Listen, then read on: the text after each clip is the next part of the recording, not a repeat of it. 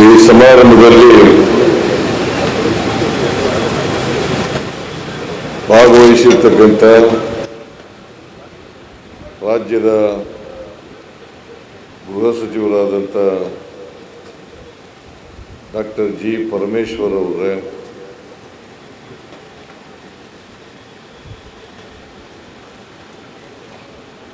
ಗೃಹ ಇಲಾಖೆಯ ಅಪರ ಮುಖ್ಯ ಕಾರ್ಯದರ್ಶಿಗಳಾದಂಥ ಶ್ರೀ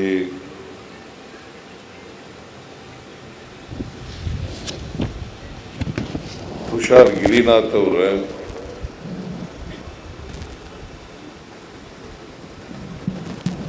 ಪೊಲೀಸ್ ಇಲಾಖೆಯ ಮುಖ್ಯಸ್ಥರು, ಮಹಾನಿರ್ದೇಶಕರಾದಂಥ ಶ್ರೀ ಸಲೀಂ ಅವರೇ,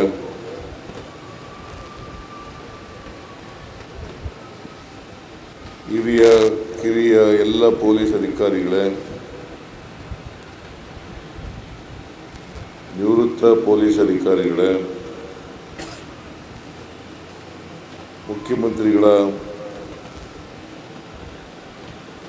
ಪದಕ ಪುರಸ್ಕೃತರಾದಂಥ ಎಲ್ಲ ಪೊಲೀಸ್ ಅಧಿಕಾರಿಗಳೇ,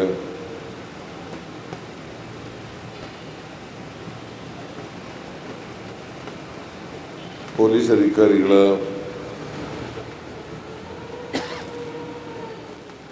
ಪೋಷಕರು ಹಾಗೂ ಅವರ ಮನೆಯ ಸಿಬ್ಬಂದಿ ವರ್ಗದವರು ಆದಂಥ ಎಲ್ಲ ಮಾನ್ಯರೇ,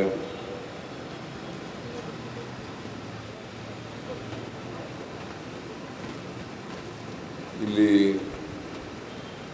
ಭಾಗವಹಿಸಿರ್ತಕ್ಕಂಥ ಪೊಲೀಸ್ ಸಿಬ್ಬಂದಿ ವರ್ಗದವರೇ, ಮಾಧ್ಯಮದ ಸ್ನೇಹಿತರೆ,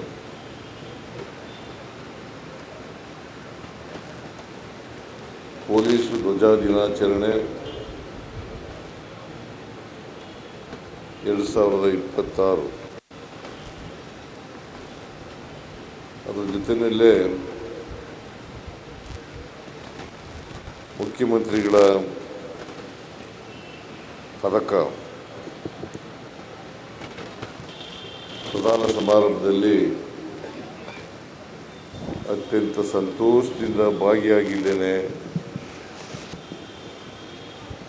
ಅಂತ ಹೇಳಲಿಕ್ಕೆ ಬಹಳ ಸಂತೋಷ ಆಗ್ತಾ ಇದೆ.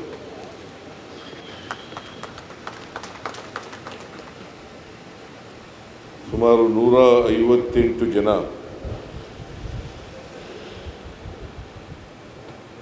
ಮುಖ್ಯಮಂತ್ರಿಗಳ ಪದಕ ಪುರಸ್ಕೃತರು.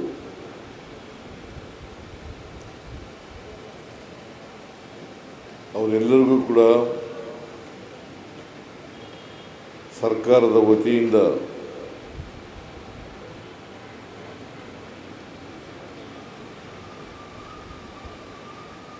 ಅವರಿಗೆ ಅಭಿನಂದನೆಗಳನ್ನು ಸಲ್ಲಿಸಲಿಕ್ಕೆ ಬಯಸ್ತಾ ಇದ್ದೇನೆ.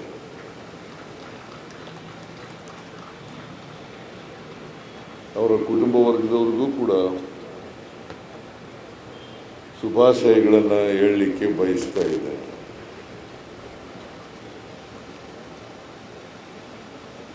ಏಪ್ರಿಲ್ 2 ಪ್ರತಿ ವರ್ಷ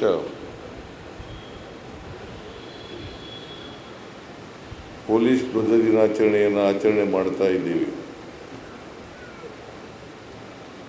1965ನೇ ಇಸ್ವಿಯಿಂದ ಇವತ್ತಿನವರೆಗೆ ಧ್ವಜ ದಿನಾಚರಣೆಯನ್ನು ಆಚರಣೆ ಮಾಡಿ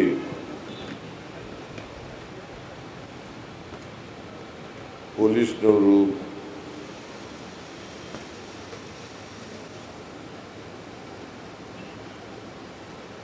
ಒಮ್ಮೆ ಆತ್ಮಾವಲೋಕನವನ್ನು ಮಾಡ್ಕೊಳ್ತಕ್ಕಂಥದ್ದು ಅತ್ಯಂತ ಅಗತ್ಯ ಅಂತೇಳಿ ನಾನು ಭಾವಿಸ್ಕೊಂಡಿದ್ದೇನೆ.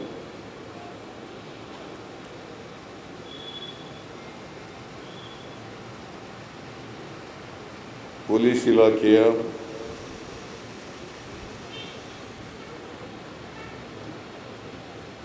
ಸಮಸ್ತ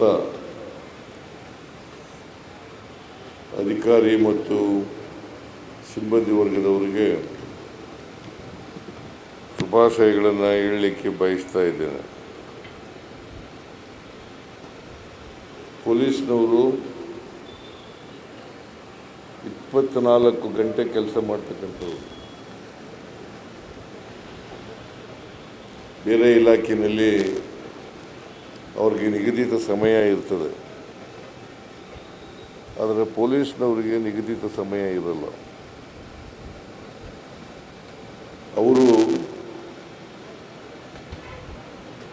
24 ಗಂಟೆ ಕೆಲಸ ಮಾಡೋದ್ರ ಜೊತೆಗೆ ಹಬ್ಬ ಹರಿದಿನಗಳಲ್ಲೂ ಕೂಡ ಕೆಲಸ ಮಾಡಬೇಕು. ಯಾಕಂತಂದರೆ ಸಮಾಜದಲ್ಲಿ ನೆಮ್ಮದಿ, ಶಾಂತಿ, ಸೌಹಾರ್ದತೆಯನ್ನು ಕಾಪಾಡ್ತಕ್ಕಂಥದ್ದು ಅತ್ಯಂತ ಅವಶ್ಯ. ಇದು ಪೊಲೀಸ್ ಇಲಾಖೆಯ ಜವಾಬ್ದಾರಿ ಅಂತಕ್ಕಂಥ ಮಾತುಗಳನ್ನು ಈ ಸಂದರ್ಭದಲ್ಲಿ ಹೇಳಲಿಕ್ಕೆ ಬಯಸ್ತಾ ಇದ್ದೇನೆ. ಸಮಾಜದಲ್ಲಿ ಮಹಿಳೆಯರು, ಅಶಕ್ತರು, ಮಕ್ಕಳು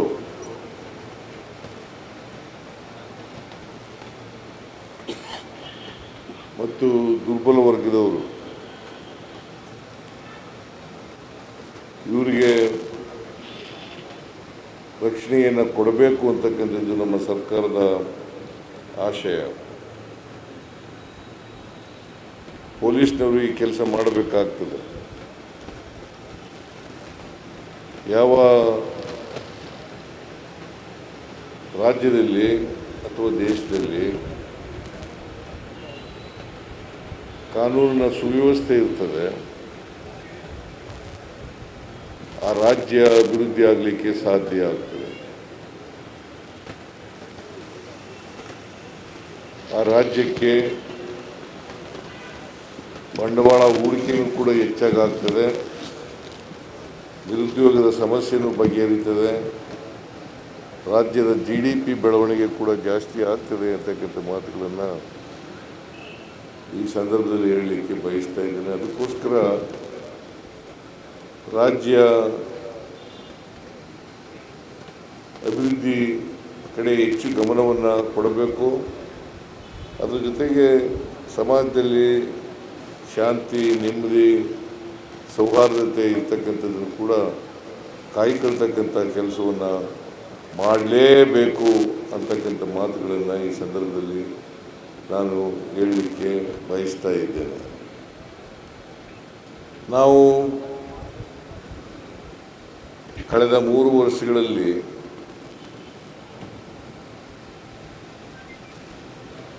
ಕೊಲೆ, ದರೋಡೆ,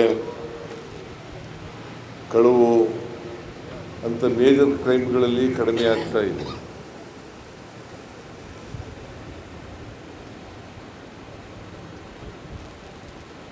ಎರಡು 2024ರಲ್ಲಿ 10.75 ಇದ್ದದ್ದು ಈಗ 21ಕ್ಕಿಂತ ಕಡಿಮೆ ಆಗಿದೆ.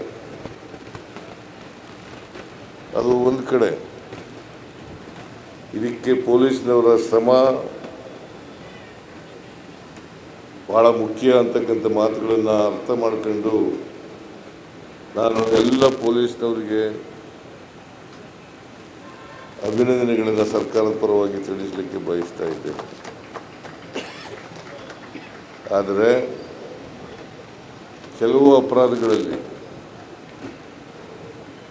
ನಾವು ರಾಷ್ಟ್ರೀಯ ಸರಾಸರಿಗಿಂತ ಮೇಲೆ ಇದ್ದೇವೆ ಅಂತಕ್ಕಂಥದ್ದನ್ನು ಕೂಡ ನಾವು ಮರೀಲಿಕ್ಕೆ ಸಾಧ್ಯ ಇಲ್ಲ. ಈಗ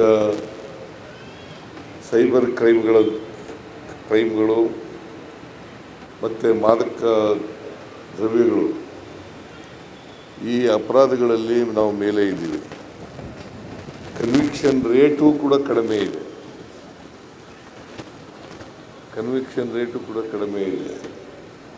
ಈ ಕನ್ವಿಕ್ಷನ್ ರೇಟನ್ನು ಹೆಚ್ಚು ಮಾಡ್ತಕ್ಕಂಥ, ನಾವು ಕಡಿಮೆ ಮಾಡ್ತಕ್ಕಂಥ ಕೆಲಸವನ್ನು ಮಾಡಬೇಕು.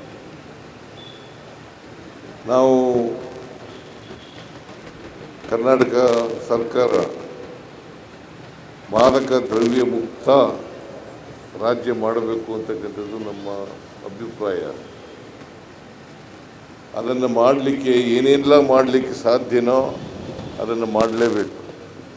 ಜೊತೆಗೆ ಪ್ರತಿಯೊಬ್ಬ, ನಾನು ಅನೇಕ ಸಾರಿ ಹೇಳಿದ್ದೇನೆ, ಈಗಲೂ ಕೂಡ ಹೇಳ್ತೇನೆ, ಪೊಲೀಸ್ನವ್ರಿಗೆ ಗೊತ್ತಿಲ್ಲದೇನೆ ಅವರವರ ಪೊಲೀಸ್ ಠಾಣೆಯ ವ್ಯಾಪ್ತಿನಲ್ಲಿ ಯಾವುದೇ ಕ್ರಿಮಿನಲ್ ಅಪರಾಧಗಳು ನಡೀಲಿಕ್ಕೆ ಸಾಧ್ಯ ಇಲ್ಲ.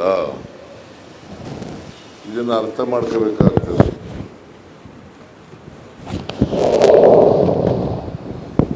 ಅದರಿಂದ ಇನ್ಸ್ಪೆಕ್ಟರ್ಗಳು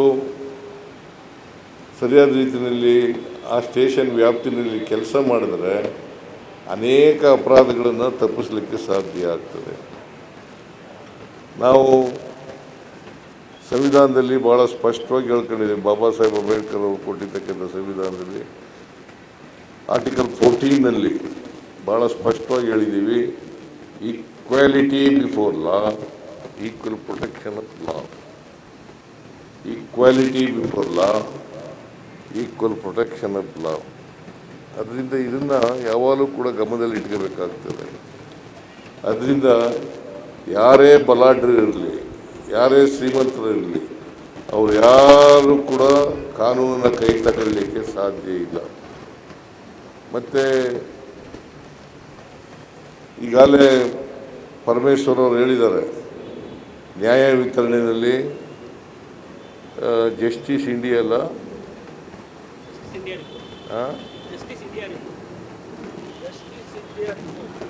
ಜಸ್ಟಿಸ್ ಇಂಡಿಯಾ ರಿಪೋರ್ಟು, ಅದರ ಪ್ರಕಾರ ನ್ಯಾಯ ವಿತರಣೆಯಲ್ಲಿ ನಾವು ಮುಂದೆ ಇದ್ದೀವಿ. ಅದಕ್ಕೆ ಅಭಿನಂದನೆ ಹೇಳೋಣ. ಆದರೆ ಎಲ್ಲಿ ನಾವು ಎಡವಿದ್ದೇವೆ ಅಂತ ಕಡೆ, ಎಲ್ಲಿ ಅಪರಾಧಗಳನ್ನು ತಡೆಗಟ್ಟಲಿಕ್ಕೆ ಸಾಧ್ಯ ಆಗಲ್ಲ, ಇಲ್ಲಿ ಸಮಾಜದಲ್ಲಿ ನೆಮ್ಮದಿ, ಶಾಂತಿಯನ್ನು, ಸೌಹಾರ್ದತೆಯನ್ನು ಕಾಪಾಡಲಿಕ್ಕೆ ಸಾಧ್ಯ ಆಗಲ್ಲ, ಅಂಥ ಕಡೆ ಎಚ್ಚೆತ್ತುಕೊಂಡು ಕೆಲಸವನ್ನು ಮಾಡಬೇಕು. ಆದ್ದರಿಂದ ಪೊಲೀಸ್ ಠಾಣೆ ವ್ಯಾಪ್ತಿನಲ್ಲಿ ಇನ್ಸ್ಪೆಕ್ಟರ್ಗಳಾದವರು ಅವರವರು ಪ್ರಾಮಾಣಿಕವಾಗಿ ಕೆಲಸವನ್ನು ಮಾಡಿದ್ರೆ ಬಹುಶಃ ಅನೇಕ ಅಪರಾಧಗಳನ್ನು ತಡೆಗಟ್ಟಲಿಕ್ಕೆ ಸಾಧ್ಯ ಆಗ್ತದೆ. ಜೊತೆಗೆ ಈ ತಂತ್ರಜ್ಞಾನ ಭಾಳಷ್ಟು ಬೆಳೆದಿದೆ. ಈಗ ಈ ತಂತ್ರಜ್ಞಾನವನ್ನು ಬಳಸ್ಕೊಂಡು ಅಪರಾಧಗಳನ್ನು ಕಡಿಮೆ ಮಾಡ್ತಕ್ಕಂಥ ಪ್ರಯತ್ನವನ್ನು ಮಾಡಬೇಕು. ಅನೇಕ ಪೊಲೀಸ್ನವರು ತಂತ್ರಜ್ಞಾನವನ್ನು ಬಳಸ್ಕೊಳ್ಳಲಿಕ್ಕೆ ಹಿಂದೆ ಬಿದ್ದಿದ್ದಾರೆ ಅಂತಕ್ಕಂಥ ಮಾತುಗಳನ್ನು ಈ ಸಂದರ್ಭದಲ್ಲಿ ಹೇಳದೆ ವಿಧಿ ಇಲ್ಲ ಅಂತಕ್ಕಂಥ ಮಾತುಗಳನ್ನು ನಮಗೆ ತಿಳಿಸಲಿಕ್ಕೆ ಬಯಸ್ತಾ ಇದ್ದೇನೆ. ಅದರಿಂದ ತಂತ್ರಜ್ಞಾನವನ್ನು ಬಳಸಿ ಪೊಲೀಸ್ನವರು ಅಪರಾಧಗಳನ್ನು ಕಡಿಮೆ ಮಾಡ್ತಕ್ಕಂಥ, ವಿಶೇಷವಾಗಿ ಸೈಬರ್ ಕ್ರೈಮು ಮತ್ತು ಮಾದಕ ದ್ರವ್ಯಗಳು, ಇದರಿಂದ ನಮ್ಮ ಸಮಾಜದಲ್ಲಿ ಮುಂದಿನ ಭವಿಷ್ಯ ಅಂತ ಹೇಳ್ತೀವಿ ನಾವು ಯುವಕರನ್ನು. ಆ ಮುಂದಿನ ಭವಿಷ್ಯ ನಿರ್ಮಾಣ ಮಾಡ್ತಕ್ಕಂಥವರು ಅವರ ಜೀವನವನ್ನು ಹಾಳು ಮಾಡ್ಕೊಳ್ತಕ್ಕಂಥ ಕೆಲಸವನ್ನು ಮಾಡ್ತಾ ಇದ್ದಾರೆ. ಅದನ್ನು ತಪ್ಪಿಸ್ತಕ್ಕಂಥದ್ದು ಅತ್ಯಂತ ಅವಶ್ಯ ಅಂತಕ್ಕಂಥ ಮಾತುಗಳನ್ನು ಹೇಳಲಿಕ್ಕೆ ಬಯಸ್ತಾ ಇದ್ದೇನೆ. ಈಗಾಗಲೇ 2 ಸ್ಪೆಷಲ್ ಇದನ್ನು ರಚನೆ ಮಾಡಿದ್ದೀವಿ ನಾವು. ಎಂಥದ್ದು? ಸ್ಪೆಷಲ್ ಪಡೆಯನ್ನು, ಸ್ಪೆಷಲ್ ಆಕ್ಷನ್ ಫೋರ್ಸ್ 2 ಮಾಡಿದ್ದೀವಿ. ವಿಶೇಷವಾಗಿ ಇದನ್ನು ಮಾಡ್ತಕ್ಕಂಥದ್ದು ಯಾಕಪ್ಪ ಅಂತಂದರೆ, ಈ ಸೈಬರ್ ಕ್ರೈಮ್ಗಳು ಕಡಿಮೆ ಆಗಬೇಕು, ನಿಲ್ಲಬೇಕು. ಅದ್ರ ಜೊತೆಗೆ ಮಾದಕ ದ್ರವ್ಯ ಮುಕ್ತ ರಾಜ್ಯ ಆಗಬೇಕು ಅಂತಕ್ಕಂಥ ಪ್ರಯತ್ನವನ್ನು ಮಾಡ್ತಕ್ಕಂಥದ್ದು ಪೊಲೀಸ್ನವರು ಅತ್ಯಂತ ಅವಶ್ಯ ಅಂತಕ್ಕಂಥ ಮಾತುಗಳನ್ನು ಈ ಸಂದರ್ಭದಲ್ಲಿ ಹೇಳ್ತಾ, ಪೊಲೀಸ್ನವರು ಯಾರು ಕೂಡ ಈ ಪ್ರಯತ್ನವನ್ನು ಮಾಡದೇ ಹೋದರೆ ಅವ್ರ ಮೇಲೆ ಶಿಸ್ತಿನ ಕ್ರಮವನ್ನು ತಗೊಳ್ತಕ್ಕಂಥ ಕೆಲಸವನ್ನು ಮಾಡಬೇಕು. ಈಗ ನೀವು ಒಂದು ಮಾನ್ಯ ಗೃಹ ಸಚಿವರೇ, ಒಂದು ಎಲ್ಲಿ ಪೊಲೀಸ್ ಸ್ಟೇಷನ್ನಲ್ಲಿ ಅನೇಕ ಸಾರಿ ಹೇಳಿದ್ರೂ ಕೂಡ ಅಲ್ಲಿ ತಡೆಗಟ್ಟತಕ್ಕಂಥ ಪ್ರಯತ್ನವನ್ನು ಮಾಡಲ್ಲ. ಅಲ್ಲಿನ ಇನ್ಸ್ಪೆಕ್ಟ್ರು ಜವಾಬ್ದಾರರು ಅಂತಕ್ಕಂಥ ಮಾತುಗಳನ್ನು ಈ ಸಂದರ್ಭದಲ್ಲಿ ಹೇಳಬೇಕಾಗ್ತದೆ. ಅವರನ್ನು ಜವಾಬ್ದಾರರನ್ನಾಗಿ ಮಾಡಬೇಕು. ಭಾಳ ಜನ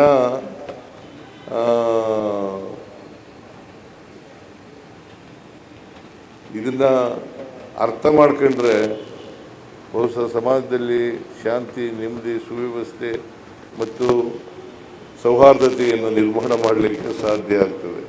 ಆ ಕೆಲಸವನ್ನು ಮಾಡಿ ಅಂತಕ್ಕಂಥ ಮಾತುಗಳನ್ನು ಹೇಳಲಿಕ್ಕೆ ಬಯಸ್ತಾ ಇದ್ದೇನೆ. ಅಂತಿಮವಾಗಿ ಯಾರು ಇವತ್ತು ಮುಖ್ಯಮಂತ್ರಿಗಳ ಪದಕವನ್ನು ಪಡ್ಕೊಂಡಿದ್ದಾರೆ ಅವರೆಲ್ಲರೂ ಕೂಡ ಇನ್ನೂ ಹೆಚ್ಚಿನ ರೀತಿಯಲ್ಲಿ ಪದಕಗಳನ್ನು ಪಡ್ಕೊಳ್ಳಿ ಅಂತಕ್ಕಂಥ ಮಾತುಗಳನ್ನು ಈ ಸಂದರ್ಭದಲ್ಲಿ ಹೇಳ್ತಾ ಅವರ ಕಾರ್ಯದಕ್ಷತೆ ಇನ್ನೂ ಹೆಚ್ಚಾಗಲಿ ಅಂತಕ್ಕಂಥ ಮಾತುಗಳನ್ನು ಕೂಡ ಹೇಳಲಿಕ್ಕೆ ಬಯಸ್ತೇನೆ. ಜೊತೆಗೆ ಬೇರೆಯವರು ಕೂಡ ಬೇರೆ ಯಾರಿಗೆ ಪದಕ ಪಡ್ಕೊಂಡಿಲ್ಲ ಅವರು ಕೂಡ ಪದಕಗಳನ್ನು ಪಡ್ಕೊಳ್ತಕ್ಕಂಥ ಪ್ರಯತ್ನವನ್ನು ಮಾಡಲಿ, ಅವರಿಗೆ ಸ್ಫೂರ್ತಿ ಬರಲಿ ಅಂತಕ್ಕಂಥ ಮಾತುಗಳನ್ನು ಕೂಡ ಈ ಸಂದರ್ಭದಲ್ಲಿ ಹೇಳ್ತಾ ಮತ್ತೊಮ್ಮೆ ಯಾರ್ಯಾರು ಪದಕ ಪಡ್ಕೊಂಡಿದ್ದಾರೆ ಅವರೆಲ್ಲರಿಗೂ ಕೂಡ ಸರ್ಕಾರದ ವತಿಯಿಂದ ಅಭಿನಂದನೆಗಳನ್ನು ಹೇಳಿ ನನ್ನ ಮಾತುಗಳನ್ನು ಮುಗಿಸ್ತೇನೆ. ಜೈ ಹಿಂದ್, ಜೈ ಕರ್ನಾಟಕ, ಜೈ ಸಂವಿಧಾನ್.